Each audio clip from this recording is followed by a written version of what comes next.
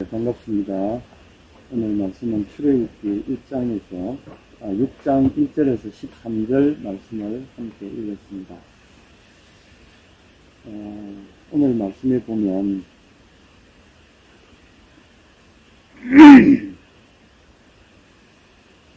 하나님이 나는 여호와다라는 말씀을 해서 6장 2절에 보면 나는 여호와다, 이게 무슨 의미일까?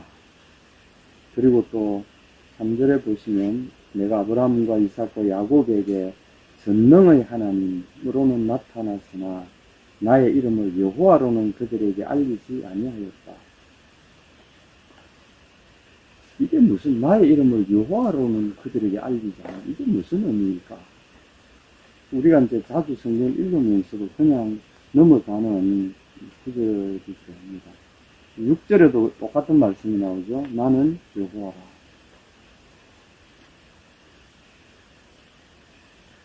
하나님께서 어떤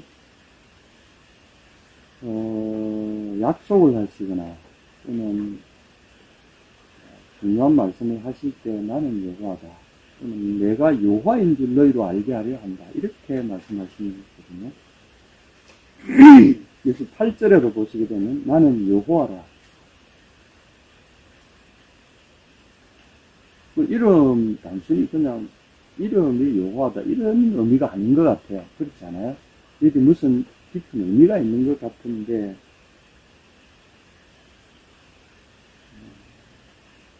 그래서 오늘 이 여호와라고 하시는 나는 여호와다 하는 이 의미가 도대체 무엇일까? 이걸 알아야 오늘 읽은 이 전체 이 출애굽기 6장 1절부터 13절 말씀을 우리가 이해를 할 수 있다는 거죠. 우리가 이제 성경을 볼 때, 저도 이제 많은 설교도 듣고 이래 하지만, 굉장히 좀 안타까운 것이, 이런 데 대한 깊은 통찰력과 설명이 좀, 제가 좀 만족할 만한 설명을 스스로 듣지 못한 그런 경험이기 때문에, 제가 이걸 보면서 마음에 좀 그런 결심이 있었어요. 성경을 우리가 솔직히 봐야 된다. 내가 그냥 안다고 생각하고 본 적이 참 많은데, 참 성경을 많이 간과하면서 봤구나. 말하자면 그릴기로 봤다는 거죠. 나는 여호와다. 이 3절에 또 좀 그런 시가 하나 있습니다. 아브라함과 이삭과 야곱에게 전능의 하나님으로는 나타났다. 내 자신이 그들에게 전능의 하나님, 엘샤다이, 히브리말 엘샤다이입니다. 전능한 하나님으로는 내가 그들에게 내 자신을 알려주었다. 나는 전능하다. 이건 이제 엘샤다에는 바로 해석이 되는 말이죠. 여기 이제 여호와 이 말을, 이 번역을 제대로 하자면 이렇게 해야 됩니다. 한쪽은 의미를 번역해서 엘샤다이, 나는 아브라함, 이삭, 야곱에게 엘샤다이로는 나타났으나 여호와는 그들에게 알리지 않았다. 나타나지 않았다. 이렇게 번역해야 맞는 거죠. 하나는 엘샤다이를 전능의 하나님, 이렇게 번역을 또 하고, 하나는 여호와 그대로 그냥 히브리 음력 그대로, 발음 그대로 여기다 또 적어놨어요. 이거는 번역이 아니죠. 그러니까 이거는 이제 번역자들이 어떤 곤란에 처해 있다는 것을 하나 알려주는 거죠. 하나는 해석을 못하거나 의미를 알지 못한 채로 이걸 번역했다는 반증입니다. 엘샤다이는 이해가 되는데 여호와는 이해가 안 되니까 그대로 적어놓은 거예요. 우리가 찬송에도 보면 여호와 하나님 막 이렇게 많이 하잖아요. 그러면 여러분 생각에는 어때요? 여호와는 구약의 하나님을 부를 때 여호와라고 부르죠. 그러면 신약에 있어서 우리 하나님 뭐라 부릅니까?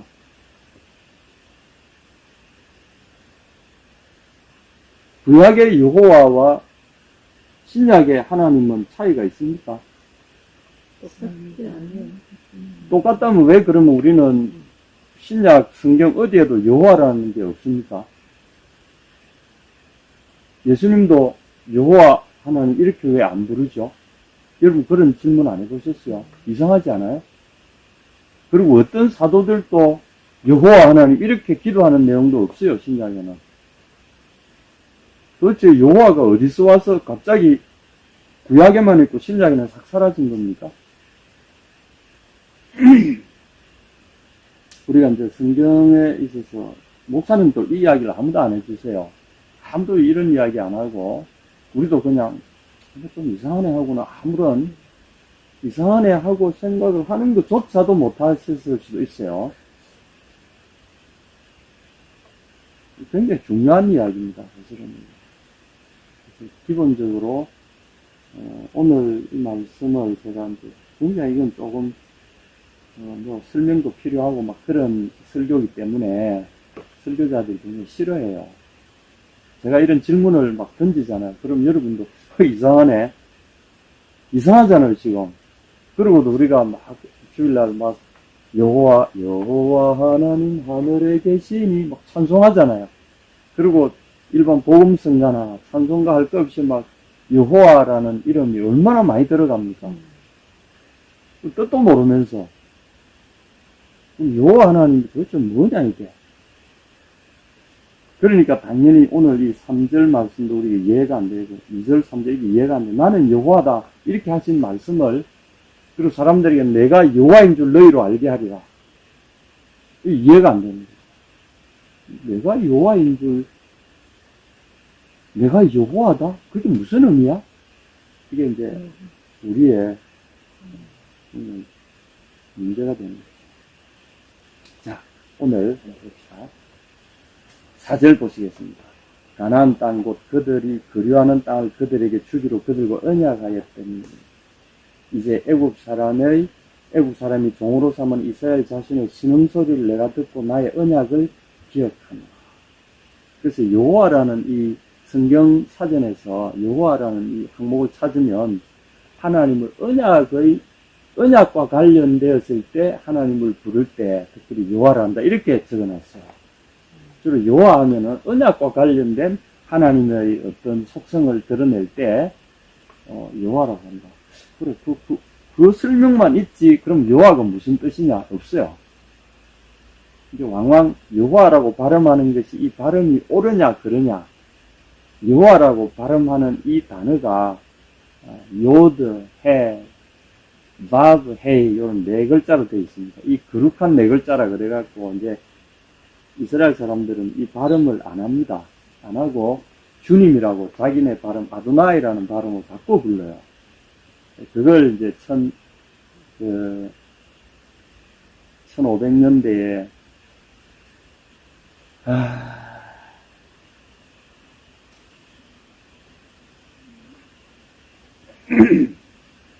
한 학자가 교황의 성경 강사를 맡은 한 학자가 그거를 히브리 발음을 자기 나름대로 해석가 예호와 이렇게 부르기로 제안을 하면서 초기의 번역본들은 전부 다 예호바 또는 예호와 우리 성경에 막 그렇게 발음을 하기 시작했는데 불구하고 신약에서는 이스라엘 사람들이 그대로 써서 아도나이라는 그것을 그대로 번역해가 주님 이렇게로 번역해버렸어요. 그러니까 이 신약 성경에는 여호와라는 게 나타나질 않아요.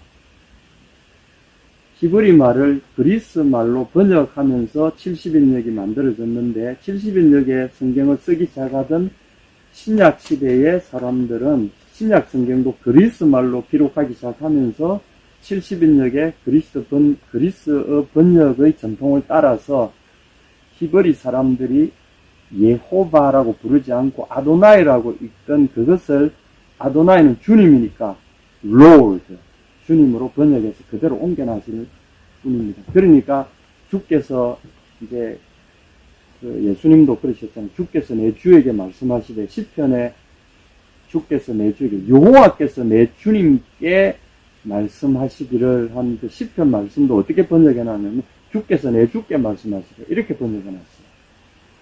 여호와를 주라고 번역했어요. 그게 신약의 이 형태입니다. 그래서 여호와라는 것은 그대로 사실은 있어요. 신약에도 여호와가 있고 구약에도 여호와가 있어요. 근데 발음을 달리했고 번역할 때 다른 형태로 번역을 했기 때문에 그렇지 여호와라는 개념은 그대로 남아 있습니다. 그럼 여호와라고 하는 게 뭐냐? 이것은 출애굽기 제가 전에 말씀드렸지만 3장 12절부터 14절에서 그 처음에 시작됩니다.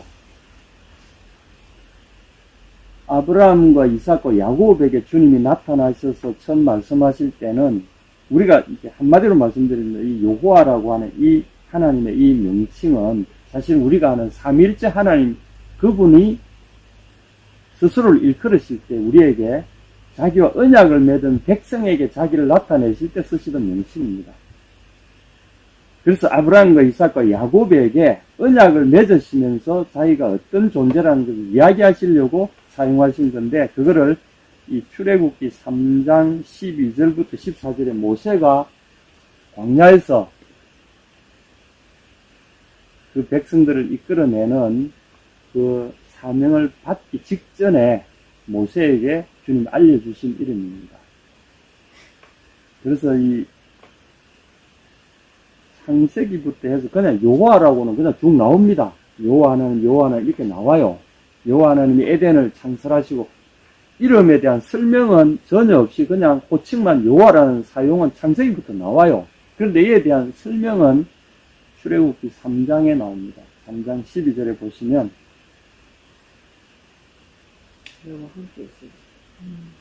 바로 이겁니다. 11절부터 모세가 하나님께 하되 내가 누구에게 바로에게 가며 이스라엘 자손을 애굽에서 인도하여 내리까 하나님이 이르시되 내가 반드시 너와 함께 있으리라. 요 구절부터 시작됩니다.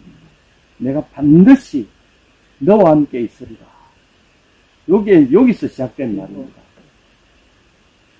에흐예, 내가 있을 것이다. 이게 이제 하야라고 하는 비동사의 1인칭형입니다. 그게 1인칭은 에흐예고요. 3인칭은 이흐예.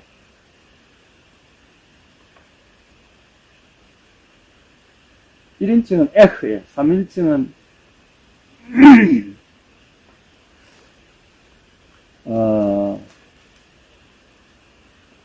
그래서 인칭에 따라서 조금씩 발음이 다릅니다. 3인칭은 또 예후 이렇게 발음이 돼요. 어쨌거나 이 단어에서 시작된 이 12절 말씀이 반드시 내가 너와 함께 있으리라. 그래서 14절에 보면 하나님 모세에게 이르시되 나는 스스로 있는 자이니라. 너는 이스라엘 자신의 이같이 이르기를 스스로 있는 자가 나를 너에게 보내셨다 하라. 어떤 주에 보면 나는 나다 또 이렇게 번역, 이건 엉터리 번역입니다. 제가 감히 말씀드리지만 나는 나다 이런 이게 뭐냐면 에흐에 아쉐르 에흐에 I shall be that I shall be 그 원문 번역하자면 그렇습니다. 에흐에 하야 동사의 1인칭 에흐에라고 말씀드렸잖아요. 그러니까 에흐에라는 말은 미완료라 그래서 I am 이렇게 번역해야 되고 I will be 이렇게 번역해야 됩니다. 내가 있을 것이다. 내가 있다 또는 내가 있을 것이다. 그래서 계속 상태가 완료되지 않고 계속 진행되고 있는 상태, 이걸 미완료라고 불러요. 히브리 시제는 미완료 계속 되고 있는 상태를 표시하는 그런 시제가 하나 있고 이미 행동이 끝나버린 것, 완료형 두 가지만 있어요. 요거는 미완료입니다. 계속 되어진다는 거죠. 이것이 어떤 참 절묘한 표현인데 존재의 지속성을, 영속성을 가리키는 시제예요.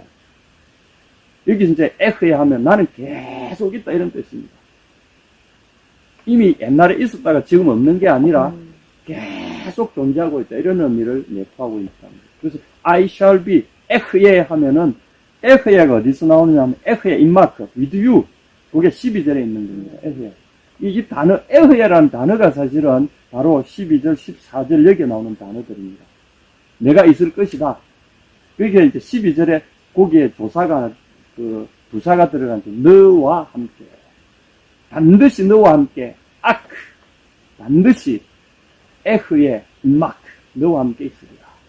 이게 사실은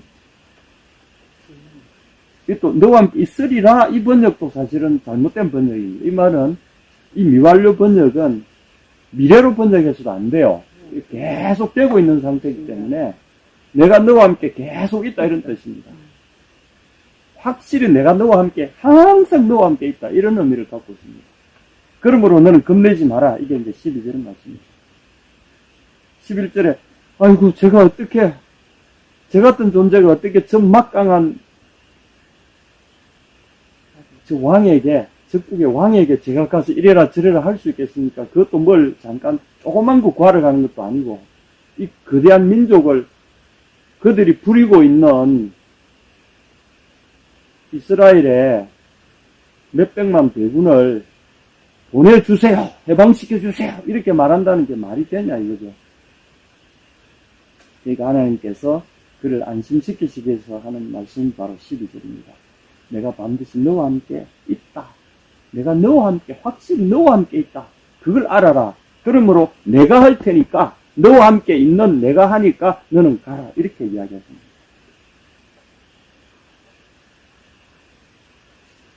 근데 13절에 모세는 또 거절합니다.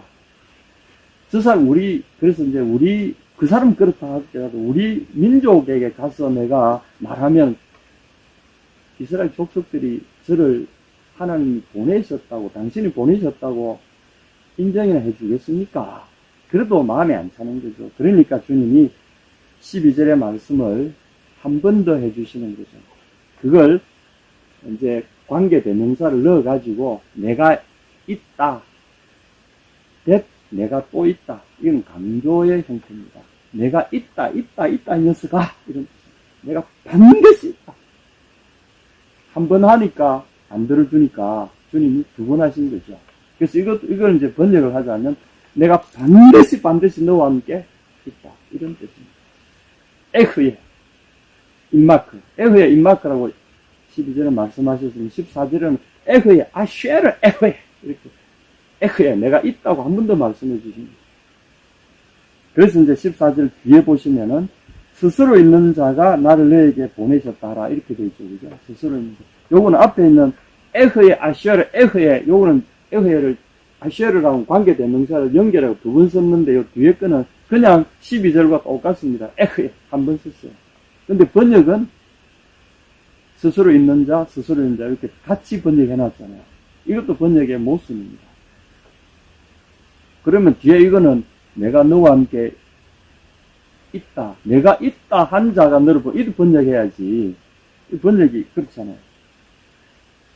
요는 뭐냐면 내가 너와 함께 있다 이런 뜻입니다. 그것도 있을 것이다가 아니고 지속적으로 있어 왔고 지금도 있고 앞으로도 계속 있을 것이다 이런 의미입니다. 영원한 연속성을 가지고 있습니다. 그러니까 우리 하나님이 내가 너와 함께 있다 이걸 이름으로 삼으셨다는 것은 얼마나 그가 이걸 강조하고 싶으셨겠냐는 거죠. 하나님은 내가 너와 함께 있는 줄 알아라. 근데 더 놀라운 거는요, 여기 보면 다시 6장으로 돌아오겠습니다. 6장으로 돌아오면 3절에 다시 2절에 나는 여호와다 이렇게 말씀하셨잖아요. 나는 여호와다. 이걸 이제 앞에 있는 3절에 있는 걸 가지고 와서 우리가 그대로 번역을 하면 이렇게 됩니다. 나는 너와 함께 있다. 나는 너와 함께 있고 그 다음에 3절 4절 쭉 이렇게 보면 3절에 보시면 내가 아브라함과 이삭과 야곱의 전능의 하나님으로 나타났으나 나의 이름을 여호와로는 그들에게 알리지 아니하였다. 그 당시로서는 내가 너와 함께 있다. 굳이 이야기를 안 했다는 거죠.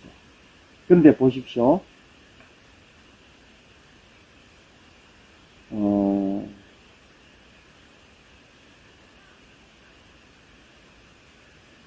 8절 보십시오. 내가 아브라함과 이삭과 야곱에게 주기로 맹세한 땅으로 너희를 인도하고 그 땅을 너희에게 주어 기업으로 삼게 하리라. 나는 여호와라. 이렇게 하셨거든요. 여기서 우리가 단서를 발견하는데 그럼 하나님은 나는 여호와다. 나는 함께 있다. 누구하고요? 8절에 아브라함과 함께 있었고 이삭과도 함께 있었고 야곱에게 함께 있고 또 지금 있는 너희와도 함께 있고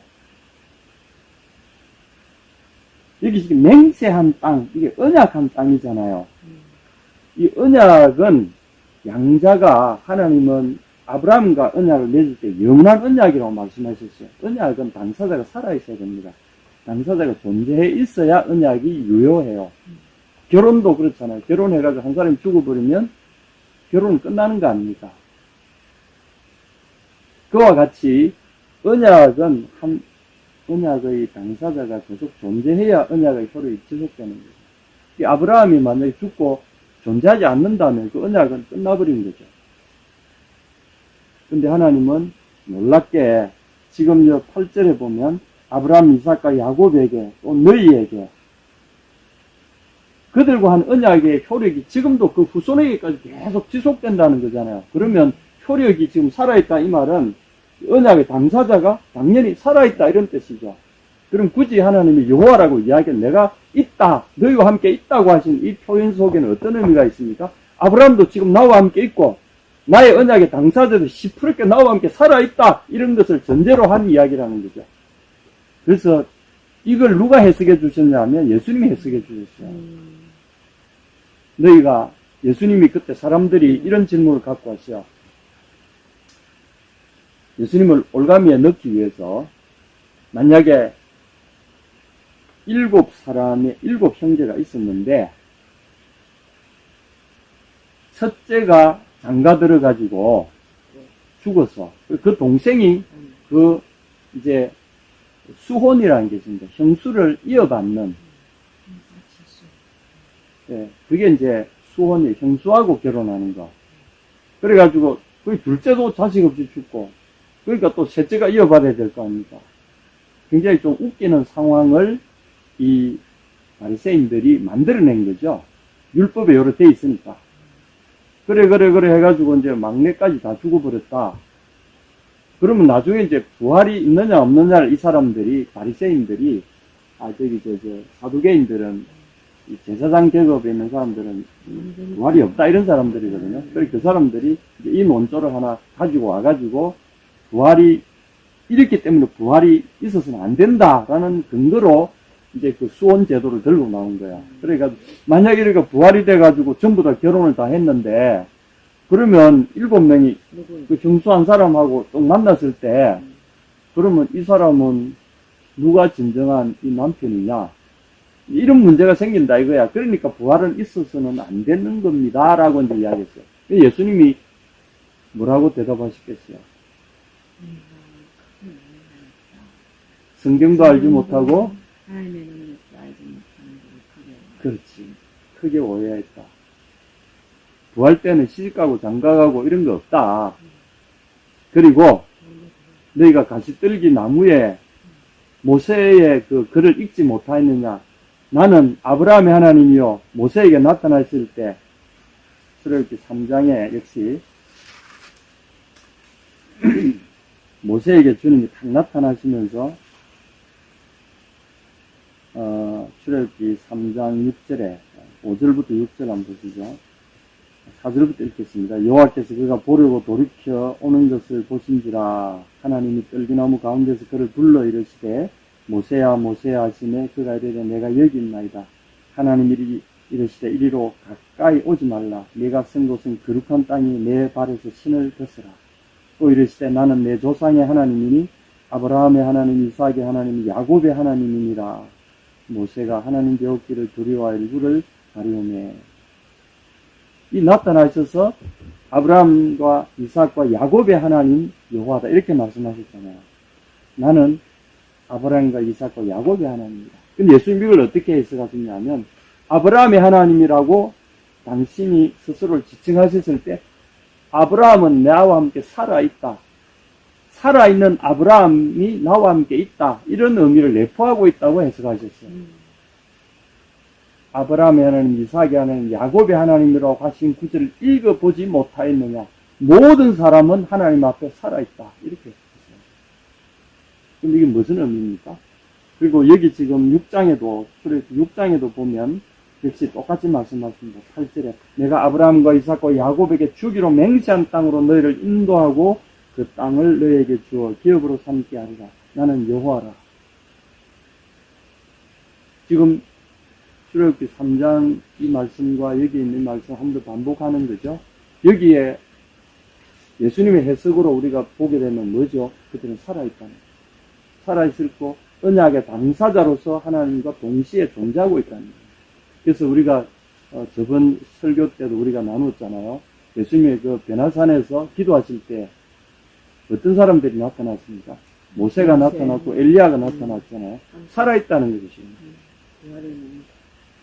그들이 지금 존재하고 있다는 거죠. 거대한 세계관을 우리에게 열어젖힌 것이 이 성경입니다. 그래서 오늘날 우리가 여기에 보면 나는 여호와다 이렇게 말씀하신 것은 7절에 애굽 사람의 무거운 짐 밑에서 너희를 빼낸 너희의 하나님 여호와인 줄 너희가 알지라. 지금 이 내가 너와 함께 있다. 우리와 함께 계신 그분이 우리의 상황을 돌아보고 계시다. 돌아보고 우리의 상황 속에서 함께 계셔서 우리를 구원해 내신다. 그리고 이제 모세를 통해서 실제 이 구원을 구체화시키고 계신다. 이걸 주님이 전달하시기 위해서 나는 여호와다. 이렇게. 그래서 오늘 우리에게 있어서 이 사실은 성경을 예수님을 믿고 하나님 믿는다고 이야기할 때 가장 우리가 먼저 알아야 될 것은 이 세계관입니다. 하나님 우리에게 알려준 세계관. 내가 너와 함께 있고 모든 생명의 존재들은 내 앞에 다 살아있다. 이것이 우리 예수님 안에서 특별히 우리로서는 하나님은 생명으로 살아있는 존재고 그분과 함께 존재한다는 거예요. 그래서 하나님의 진실한 성도들은 다 주님과 함께 지금 함께 우리가 볼 때 육체는 보이지 않지만 육체는 다시 흙으로 환원되어서 돌아가고 있어 보이지 않지만 그러나 존재하고 있다. 영은 존재하고 있다. 그리고 마침내 육도 흙으로 돌아갔던 육도 예수님이 오실 때 예수님이 부활하신 그 영의 몸으로 부활의 몸으로 다시 우리 몸이 흙으로 환원되었던 그 몸이 다시 영광의 몸이 되어서 우리의 영과 그 부활의 몸이 결합하게 된다는 것. 그것이 진정한 의미에서 출애굽기. 우리가 이런 한계, 연약한 육체 속에서 죽음을 겪어야 되고 고통을 겪어야 되고 병마에 시달려야 되고 모든 부족함에 무엇 때문에 부족합니까? 육체 속에 있기 때문에 부족함을 느끼는 거죠. 그러나 우리가 그 완전한 영의 몸을 부활의 몸을 입게 되면 그것은 어떤 제약도 받지 않는 완전한 몸이기 때문에 거기에 우리의 영혼과 부활체가 결합하게 된다는 거죠. 그것이 우리가 말하는 진정한 의미의 예수 그리스도로 만나면 구원이고 영원한 구원이고 천국에 들어간다는 의미가 바로 그거죠. 여기에 이제 7절에 나는 애굽 사람의 무거운 짐 밑에서 너희를 빼낸 너희 하나님 여호와인 줄 너희가 알지라. 그래서 주님이 예수님을 보내 예수라는 이름 자체도 예호슈아 예호바 이 발음이 원래는 아마도 예호바라는 발음이 맞는 것 같아요. 예호와 또는 예후라는 발음이 다른 단어와 겹칠 때는 발음이 앞에 올 때 뒤에 올 때 약간 다릅니다. 발음 예호와라는 말이 앞에 오고 뒤에 다른 뭐 명사나 이런 것이 올 때는 명사 동사가 합쳐서 사람 이름을 많이 지었어요. 그래서 우리 예수님의 이름이 여호와에서 나온 예호라는 말과 그 다음에 야샤 구원한다는 말이 합쳐진 말입니다. 여호와께서 구원하신다 또는 여호와의 구원 예호슈아 줄여서 예슈아. 그래서 그게 이제 그리스 말로 넘어오면서 예수스. 우리 번역할 때 예수 이렇게 이제 된 거거든요. 이것도 역시 여호와의 우리와 함께 계신 이의 구원이잖아요. 예수님은 실제로 사람의 몸을 입고 영으로서도 존재하셨지만 모세에게 아브라함과 이삭과 야고보에게 영으로서 존재하셔서 그들에게 수시로 나타나시고 이렇게 하시면서 말씀하셨기도 했지만 예수님을 보내셔서는 육체를 우리와 똑같은 육체를 입으시고 그분이 오셨지요. 그래서 우리와 함께 계신